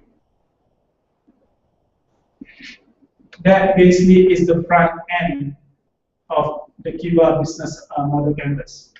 The back end basically are all the resources and activities. Basically, in terms of the resources, Kiva only have to manage Kiva.org, the platform itself, the online platform, right? And the activities required, basically, they do a lot of risk management in terms of how many percent of these poor entrepreneurs, for example, are able to repay the loan given. So they do a lot of risk management activity. And on top of that, there are also a lot of activity to actually screen this local microfinance institution, because this needs to be a trustworthy channel to give to the poor entrepreneurs. So they do a lot of screening activities as well. So the other network partner that they look at are basically PayPal, since a lot of these wealthy Westerners pay through PayPal at Kiva.org to give to Kiva. And then obviously the other partners that they have are the local microfinance institutions that actually acts as a channel to reach the poor entrepreneurs, right? And finally, the cost structure is again the risk management activity that are done here, maintaining of the platform and the screening activities of the local microfinance institution. So this basically all requires costs to do that. All right. So that's the basic Cuba business model. And if you notice, there's one box that is not filled, right? The customer relationship. You don't basically will tell you that you don't need to fill every box. You know, if it's not relevant to your activity or your business, you don't need to fill it. Right? Okay then. That's the kind of microconversation. So, any questions, issues, statements?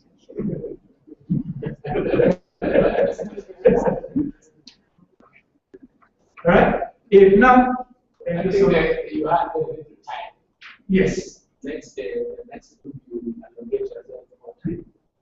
Hopefully. Yeah. Oh, wow. You know how to about I know that a lot of things are, I mean, yes, I really understand because, it's basically just passing over it, right? All right. So if there's no question, no other issues, thank you so much.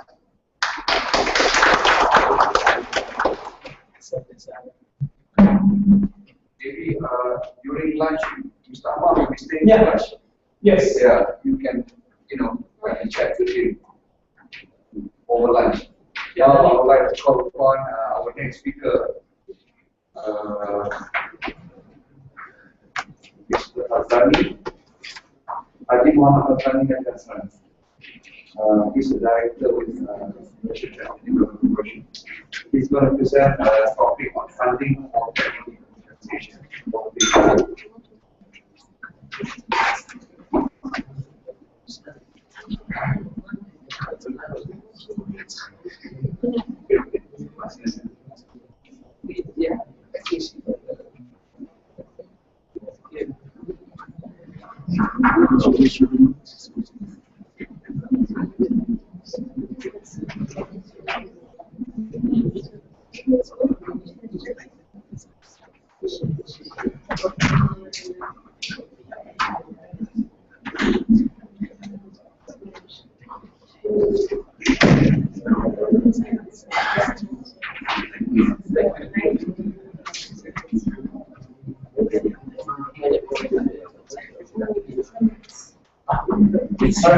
Yes.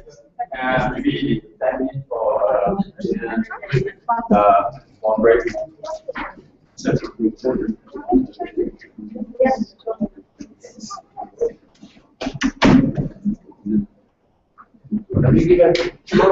Yeah, just 5 minutes because some of you are taking a short break, then maybe just 5 minutes going to the restroom on market. Yeah, please. So, I think everybody can hear me from here, so I don't need to use any audio whatsoever.